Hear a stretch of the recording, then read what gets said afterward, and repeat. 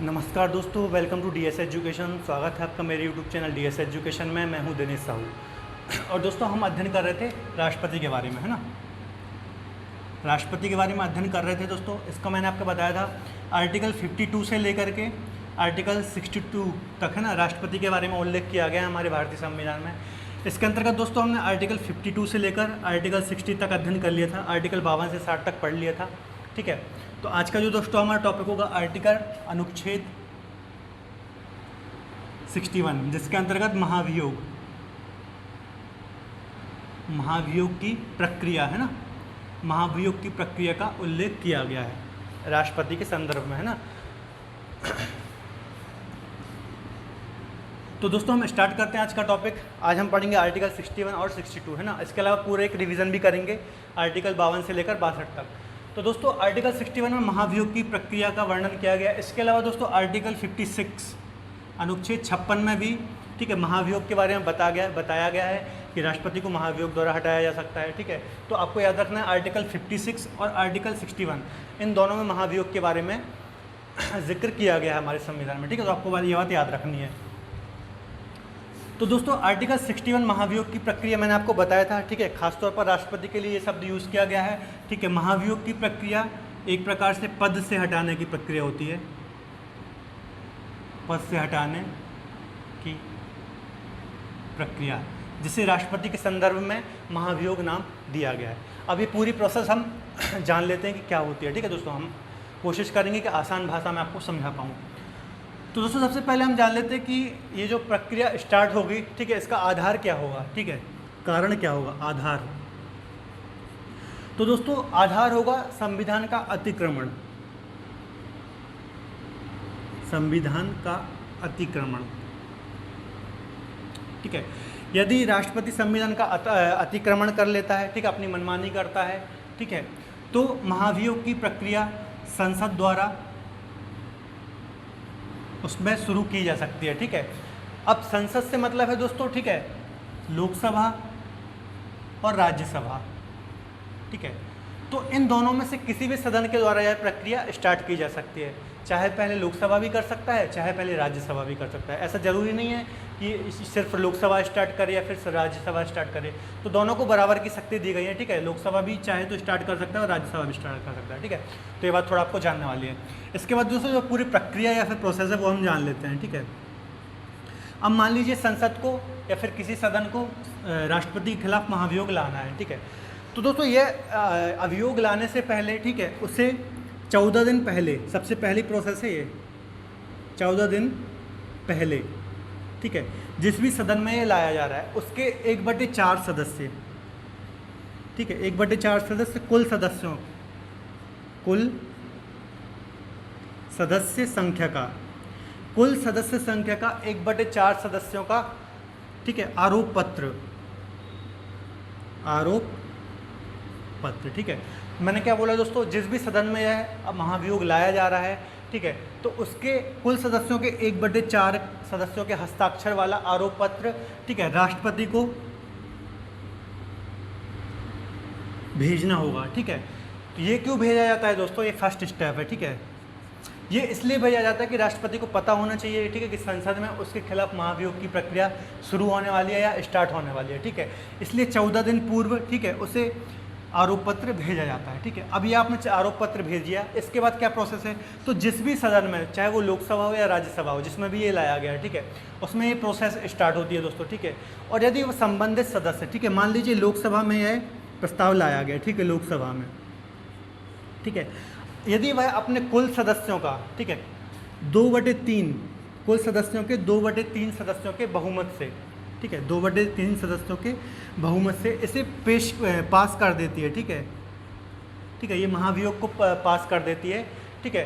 तो ये जाएगा दोस्तों सेकंड सदन में, ठीक है। सेकंड सदन कौन सा, राज्यसभा, ठीक है। मैं एक एग्जांपल के तौर पर बता रहा हूँ। मान लीजिए पहले लोकसभा में पास किया गया, ठीक है, अब यहाँ राज्यसभा भी हो सकता है। लोकसभा में पास किया 2/3 सदस्यों से, ठीक है, तो ये सेकंड सदन में जाएगा, सेकंड हाउस में जाएगा, ठीक है, ये फर्स्ट हाउस हो गया। तो जब दोस्तों सेकेंड हाउस में जाएगा, ठीक है, तो राष्ट्रपति को ये पूरा अधिकार होगा, राष्ट्रपति को, ठीक है, कि वह स्वयं ठीक है, या फिर अपने प्रतिनिधि के माध्यम से, ठीक है, प्रतिनिधि, या फिर अपने वकील के माध्यम से, ठीक है, ये चीज़ आपको याद रखनी है।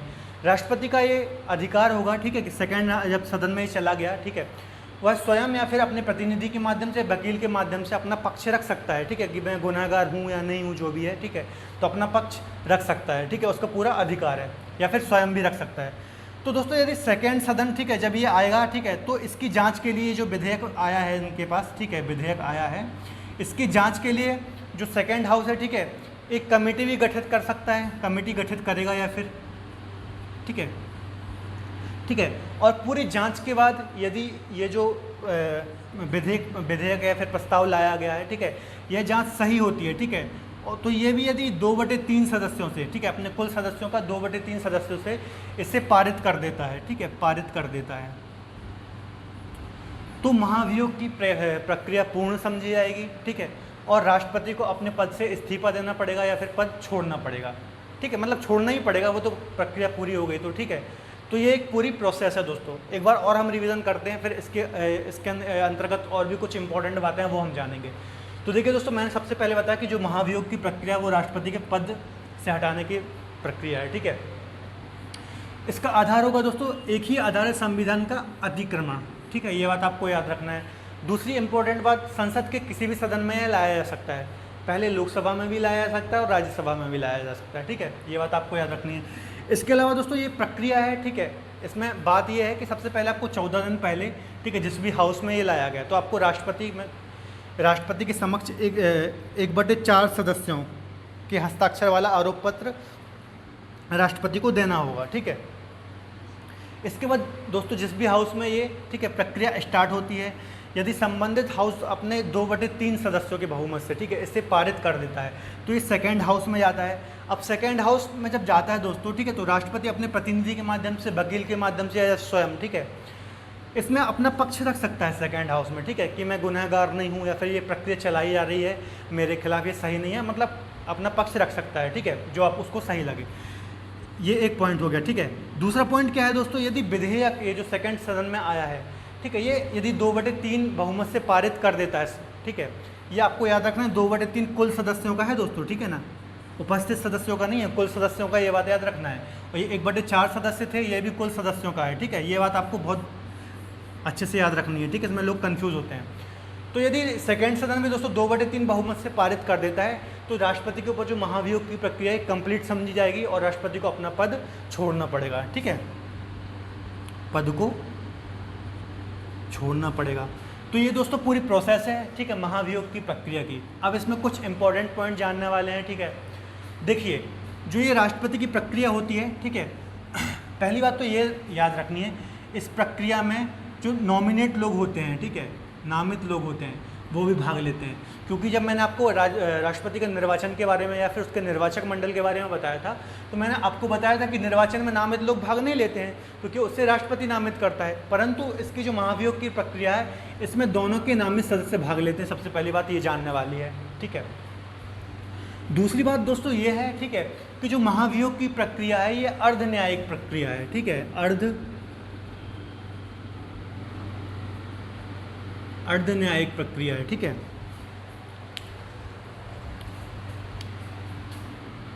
अर्ध न्यायिक प्रक्रिया है। अब ये अर्ध न्यायिक प्रक्रिया क्या है, आप कंफ्यूज हो रहे होंगे, ठीक है, आपके दिमाग में बहुत सारे क्वेश्चन आ रहे होंगे। देखिए मैं आपको एक्सप्लेन करता हूँ। प्रक्रिया तो ये संसद द्वारा चलाई जा रही है ना, संसद द्वारा ये पूरी प्रक्रिया चलाई जा रही है, तो इसे विधायी प्रक्रिया बोलना जाना चाहिए। विधायी प्रक्रिया, आपका सोचना भी सही है ना, विधायी प्रक्रिया बोलना जाना चाहिए। परंतु देखिए दोस्तों, पहले थोड़ा आपको बता देता हूँ। मान लीजिए ये प्रक्रिया न्यायालय द्वारा, है ना, न्यायालय द्वारा चलाई जा रही होती तो इसे हम बोलते हैं न्यायिक प्रक्रिया, है ना, न्यायिक प्रक्रिया बोलते से, न्यायिक प्रक्रिया। यदि संसद द्वारा चलाई जा रही होती तो विधायी प्रक्रिया बोलते हैं ना। तो आप बोलेंगे अभी ये संसद द्वारा ही तो चलाई जा रही है, परंतु एक पॉइंट है इसमें, ठीक है। तो देखिए दोस्तों, जब ये फर्स्ट हाउस से सेकेंड हाउस में जाता है ये विधेयक, ठीक है, तो दोस्तों ये इसमें एक कमेटी गठित की जाती है, ठीक है, सेकेंड हाउस द्वारा एक कमेटी गठित की जाती है, जिसमें कुछ इस कमेटी में न्यायाधीश वगैरह भी होते हैं, ठीक है, न्यायाधीश सुप्रीम कोर्ट या फिर हाई कोर्ट के न्यायाधीश वगैरह होते हैं। तो दोस्तों यही कारण है, बहुत ही एक अच्छा क्वेश्चन बन सकता है और मैक्सिमम लोग गलत करके आएंगे इसको, ठीक है ना। तो ये आपको याद रखना, एक अर्धन्यायिक प्रक्रिया है, ठीक है। क्यों है मैंने आपको बता दिया कि ये अब सेकंड हाउस में जाता है, ठीक है। तो इसमें कमेटी गठन की जाती है, कमेटी में कुछ न्यायाधीश वगैरह भी होते हैं, ठीक है। तो ये एक अर्धन्यायिक प्रक्रिया है। तीसरा पॉइंट दोस्तों एक में इसमें ये जानने वाला है, ठीक है, कि इसमें संयुक्त अधिवेशन, ये आगे हम चर्चा करेंगे क्या होता है। संयुक्त अधिवेशन का कोई प्रावधान नहीं है, ठीक है, ये बात आपको याद रखनी है। ये भी बता देता हूँ क्यों नहीं है, क्योंकि देखिए दोस्तों आपको पता होगा कि लोकसभा की जो सदस्य संख्या है वो ज़्यादा है, ठीक है, राज्यसभा से, ठीक है। इसलिए यदि संयुक्त अधिवेशन का प्रावधान होता है तो ये लोकसभा के पक्ष में जाएगा निर्णय, है ना। इसलिए संयुक्त अधिवेशन को कोई प्रावधान नहीं है। इसके अलावा दोस्तों चौथी बात यह है कि दोस्तों जब भी ये पूरी महाभियोग की प्रक्रिया चल रही होती है संसद में, ठीक है, उस टाइम जो राष्ट्रपति होता है, ठीक है, उसके पास वह सारी शक्तियाँ होती हैं जो एक नियमित राष्ट्रपति के पास होती हैं, है ना। मतलब महाभियोग की प्रक्रिया से उस पर कोई फर्क नहीं पड़ेगा जब तक ये कंप्लीट नहीं हो जाती है ना। वो एक नॉर्मल राष्ट्रपति की तरह अपना काम करेगा, वो विदेश यात्रा भी कर सकता है, उसके जो काम पेंडिंग है वो कर सकता है, मतलब हर कुछ कर सकता है जब तक ये प्रक्रिया कंप्लीट नहीं हो जाती। तो ये 4 प्रमुख पॉइंट है दोस्तों आपको समझाने के लिए, तो मैंने आपको समझा दिए, है ना। तो ये थी पूरी महाभियोग की प्रक्रिया, ठीक है। आशा करता हूँ कि आपको समझ में आया होगा, बहुत ही सरल शब्दों में समझाने की कोशिश की है। यदि आपको फिर भी कुछ डाउट होता है तो आप मुझसे कमेंट बॉक्स में पूछ सकते हैं। इसके बाद दोस्तों हम देखते हैं आर्टिकल 62।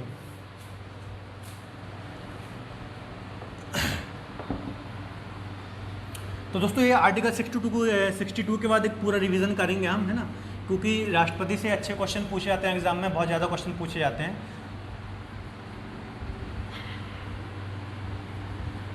यदि दोस्तों कोई भी डाउट आपको होता है तो प्लीज़ आप मुझसे कमेंट बॉक्स में जुड़ सकते हैं, मैं पूरी कोशिश करूंगा आपके आंसर देने की। तो दोस्तों आर्टिकल 62 बोलता है राष्ट्रपति के पद की रिक्ति के संबंध में, है ना, राष्ट्रपति पद की रिक्ति, है ना, के संबंध में बताया गया कि यदि राष्ट्रपति का पद रिक्त हो जाता है तो क्या होगा या फिर क्या प्रावधान होंगे, ठीक है। तो देखिए दोस्तों यदि राष्ट्रपति पद की आकस्मिक रिक्ति हो जाती है, जैसे मैंने आपको बताया महाभियोग चलाया गया, ठीक है, तो मान लीजिए राष्ट्रपति 2 साल में पद से हटा दिया गया राष्ट्रपति को, ठीक है, 2 साल में पद से, इसका कार्यकाल होता है 5 साल का, 2 साल में हटा दिया गया। तो दोस्तों जो नया राष्ट्रपति आया गया या फिर इसका उत्तराधिकारी या फिर नया राष्ट्रपति आएगा वो पूरे 5 साल के लिए निर्वाचित होगा, ठीक है, ये बात आपको याद रखनी है। ऐसा नहीं कि 2 साल इसने कंप्लीट कर ली थी तो 3 साल के लिए आएगा, ऐसा नहीं है, ठीक है, पूरे 5 साल के लिए आएगा। जैसे हमारे यहाँ लोकसभा राज्यसभा लोकसभा वगैरह में होता है या फिर पंचायत के चुनाव में होता है, ठीक है, तो ऐसा नहीं है, पूरे 5 साल के लिए निर्वाचित होगा, ठीक है। इसके अलावा दोस्तों जब राष्ट्रपति का पद मतलब 5 साल जैसे पूरे होने वाले हैं उसको, ठीक है, 5 साल कंप्लीट होने वाले हैं, तो दोस्तों इसके 5 साल कंप्लीट होने के पहले ही, ठीक है, जो निर्वाचन आयोग द्वारा, ठीक है, ये जो राष्ट्रपति की निर्वाचन की प्रक्रिया है, चुनाव की प्रक्रिया है, ठीक है, चुनाव की प्रक्रिया है, इससे कंप्लीट कर ली जाएगी, ठीक है, 5 साल के पहले वाला। यदि आप अभी देखेंगे तो नॉर्मली 25 जुलाई को, ठीक है, 25 जुलाई को राष्ट्रपति शपथ लेते हैं, ठीक है, या चुने जाते हैं, ठीक है। तो ये 25 जुलाई से पहले ही 24 जुलाई तक पूरी चुनाव की प्रक्रिया, राष्ट्रपति को चुनाव की प्रक्रिया कंप्लीट हो जानी चाहिए और 25 जुलाई को राष्ट्रपति शपथ ले लेनी चाहिए, है ना। तो ये बात कही गई है, ठीक है दोस्तों। इसके अलावा दोस्तों यदि राष्ट्रपति का पद रिक्त होता है, ठीक है, तो उसकी पद रिक्त होने के 6 महीने के पहले, 6 माह के पहले, ठीक है, इसका पद भर जाना चाहिए या फिर चुनाव हो जाना चाहिए। तो ये बात भी आपको याद रखनी है, ठीक है। तो ये जो राष्ट्रपति की पद रिक्ति से संबंधित है आर्टिकल 62। तो दोस्तों ये हमने आर्टिकल 52 से लेकर के 62 तक। अब राष्ट्रपति के बारे में और भी काफ़ी सारी चीज़ें हैं दोस्तों, एक बहुत बड़ा टॉपिक है, ठीक है।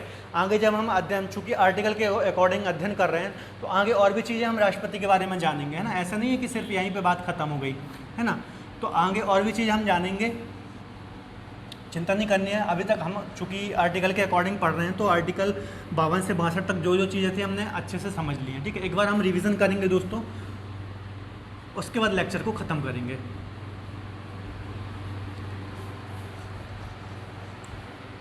तो देखिए दोस्तों, हमने पढ़ा था, राष्ट्रपति टॉपिक उठाया था, ठीक है। इसमें हमने आर्टिकल 52 से स्टार्ट किया था ना, अनुच्छेद 52। आर्टिकल 52 दोस्तों कहता है कि राष्ट्रपति, भारत का एक राष्ट्रपति होगा, ठीक है, राष्ट्रपति होगा। मैं आपको रिवीजन करा रहा हूँ ताकि देखिए दोस्तों, जितना ज़्यादा रिवीजन करेंगे उतनी ज़्यादा चीज़ें आपके माइंड में बैठ जाएंगे, है ना। तो रिवीजन बहुत ज़्यादा इंपॉर्टेंट है, इसलिए मैं आपको रिवीजन करा रहा हूँ।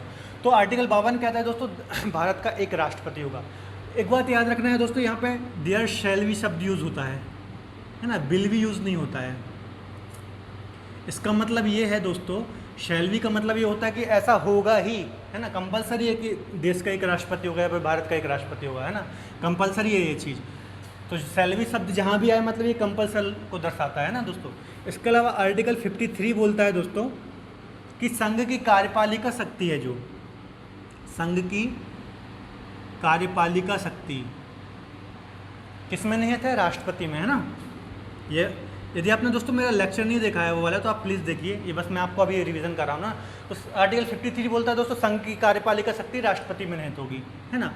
तो देखिए, मैंने आपको बताया था कि संघ की कार्यपालिका शक्ति राष्ट्रपति में निहित है, लेकिन यह अपनी शक्ति का प्रयोग, ठीक है, अपने अधीनस्थ, आर्टिकल में ऐसा लिखा हुआ है, अधीनस्थ अधिकारियों के माध्यम से करता है। अब अधीनस्थ अधिकारी कौन होंगे दोस्तों, मंत्रिमंडल, मंत्रिपरिषद या फिर प्रधानमंत्री, है ना। तो उनके माध्यम से करता है और राष्ट्रपति नाम मात्र का प्रधान होता है। ये बात आपको मैंने आपको बताई थी अच्छे से। फिर आर्टिकल 54, आर्टिकल 54 में दोस्तों निर्वाचन प्रक्रिया या फिर निर्वाचक मंडल, निर्वाचक मंडल, राष्ट्रपति का निर्वाचक मंडल या फिर निर्वाचन के बारे में बताया गया ना। राष्ट्रपति के निर्वाचक मंडल में कौन कौन होगा दोस्तों, मैंने आपको बताया था, लोकसभा, राज्यसभा, ठीक है, राज्यसभा ये और राज्यों की विधानसभा, राज्यों की विधानसभा है ना, दिल्ली और पांडिचेरी। अब दोस्तों मैंने आपको बताया था, ठीक है, आप ये मुझे कमेंट बॉक्स में बताइए कि दिल्ली और पांडिचेरी के जो निर्वाचित सदस्य हैं, इन्हें राष्ट्रपति के चुनाव में किस संविधान संशोधन द्वारा जोड़ा गया। प्लीज़ आप कमेंट बॉक्स में मुझे बताइए, मैंने आपको लास्ट लेक्चर में बताया था ना। तो देखिए, लोकसभा के निर्वाचित सदस्य, राज्यसभा के निर्वाचित सदस्य, ठीक है, राज्यों की विधानसभाओं के निर्वाचित सदस्य और दिल्ली और पांडिचेरी के सदस्य, ठीक है, निर्वाचित सदस्य। अब देखिए दोस्तों, यहाँ पे नामित सदस्य भाग नहीं लेते हैं, मैंने आपको बताया था, ठीक है। नॉमिनेटेड सदस्य जो होते हैं वो भाग नहीं लेते हैं राष्ट्रपति के चुनाव में, लेकिन महाभियोग में भाग लेते हैं, ये बात आपको याद रखनी है ना। तो लोकसभा के निर्वाचित सदस्य, राज्यसभा के निर्वाचित सदस्य, राज्यों की विधानसभाओं के निर्वाचित सदस्य और दिल्ली के और पांडिचेरी के निर्वाचित सदस्य, ठीक है, ये बात आपको याद रखनी है, उनके चुनाव में भाग लेते हैं। इसके बाद दोस्तों आगे है आर्टिकल 55, अनुच्छेद 55। आर्टिकल 55 में बोला गया दोस्तों, इसकी जो प्रक्रिया होगी, है ना, निर्वाचन की प्रक्रिया, वो किस प्रकार की होगी, मतलब कौन सी प्रक्रिया फॉलो की जाएगी। तो एकल संक्रमणीय आनुपातिक गुप्त मतदान, है ना। बहुत ही बड़ी प्रोसेस है दोस्तों ये, और एग्जाम में भी पूछा जाता है। तो मैंने आपको बताया था दोस्तों, ठीक है, इसका मतलब सीधा से एक बात मैं बताऊं आपको, तो वरीयता क्रम में वोटिंग की जाती है, ठीक है। जो इनके निर्वाचक मंडल होता है, जो भी वोटिंग करते हैं वो वरीयता क्रम में करते हैं, मतलब प्रेफरेंस भरते हैं, पहली preference, second preference, third preference, है ना। और ये गुप्त मतदान होता है। गुप्त मतलब आप अपना वोट बता नहीं सकते, यदि आपने बताया तो आपका वोट निरस्त हो जाएगा, ठीक है, गुप्त मतदान। इसके अलावा जो ये पूरी प्रक्रिया होती है अप्रत्यक्ष होती है ना। अप्रत्यक्ष का मतलब दोस्तों ये है कि जनता डायरेक्ट पार्टिसिपेट नहीं करती है राष्ट्रपति के चुनाव में, है ना, ये बात आपको याद रखनी है। इसके बाद दोस्तों अनुच्छेद 56, अनुच्छेद दोस्तों 56 बोलता है इसकी पदावधि और त्यागपत्र, है ना। पदावधि और त्यागपत्र के बारे में और भी चीज़ें बताई गई, ठीक है। तो पदावधि 5 साल की होगी, त्यागपत्र उपराष्ट्रपति को देगा। उपराष्ट्रपति का ये कर्तव्य होगा, ये बात आपको विशेष तौर पर याद रखनी है, कि वह लोकसभा अध्यक्ष को बताए या फिर इन्फॉर्मेशन दे, है ना। इसके बाद अनुच्छेद 57, अनुच्छेद 57 में दोस्तों था पुनर्निर्वाचन, ठीक है। पुनर्निर्वाचन से मतलब दोस्तों यह है कि एक राष्ट्रपति कितनी भी बार राष्ट्रपति का चुनाव लड़ सकता है, 1 बार, 2 बार, 3 बार, 4 बार। भारतीय संविधान में ऐसा कोई उल्लेख नहीं किया गया कि राष्ट्रपति कितने बार चुनाव लड़े, है ना।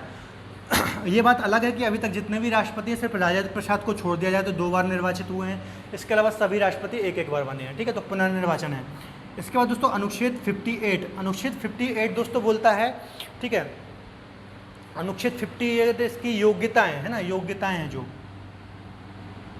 योग्यताओं के बारे में बताता है। ये मैंने आपको बताया था दोस्तों योग्यताएं क्या क्या होनी चाहिए, ठीक है। इसके बाद अनुच्छेद 59 पद की शर्तें, पद की शर्तें, ये सब भी मैंने आपको बताया था दोस्तों, इसमें कुछ बताने वाली बात नहीं है, मैंने आपको बताया था, आप लेक्चर देख सकते हैं। और आर्टिकल अनुच्छेद 60 में है दोस्तों शपथ, है ना। वो शपथ कौन दिलाता है? सर्वोच्च न्यायालय का मुख्य न्यायाधीश, यदि वो नहीं है तो वरिष्ठतम न्यायाधीश, है ना, आर्टिकल 60 में, है ना। इसके बाद 61 में महाभियोग और 62 में दोस्तों यदि इसका पद रिक्त हो जाता है तो आकस्मिक रिक्ति से संबंधित चीज़ें बताई गई हैं। तो ये दोस्तों 52 से 62 तक हमने कंप्लीट बात कर ली, ठीक है, राष्ट्रपति के बारे में। इसके अलावा और भी समय समय पर हम इसके बारे में जानते रहेंगे आर्टिकल के अकॉर्डिंग, है ना। तो ये हमारा चैप्टर कंप्लीट हो गया। इसके बाद हम अगला आर्टिकल 63 उठाएंगे, ठीक है, जिसमें राष्ट्रपति के बारे में पढ़ेंगे, सॉरी उपराष्ट्रपति के बारे में पढ़ेंगे, उपराष्ट्रपति, है ना, उपराष्ट्रपति के बारे में पढ़ेंगे। तो दोस्तों आज के लेक्चर के लिए इतना ही, हमने कंप्लीट एज रिवीजन भी कर लिया, है ना। आशा करता हूँ आपको चीज़ें समझ में आई होंगी। तो दोस्तों हमारे साथ जुड़े रहने के लिए आप हमारे चैनल को सब्सक्राइब कर सकते हैं। इसके अलावा यदि आपको लेक्चर पसंद आता तो प्लीज़ वीडियो को लाइक कर लीजिए। इसके अलावा अपने दोस्तों के साथ शेयर कर लीजिए और प्लीज़ बेल का आइकन ज़रूर प्रेस कर लीजिए, क्योंकि जब भी हमारी डेली लेक्चर आ रहे हैं ना तो आपके पास नोटिफिकेशन पहुँच जाएगा। तब तक के लिए धन्यवाद, अपना ख्याल रखें।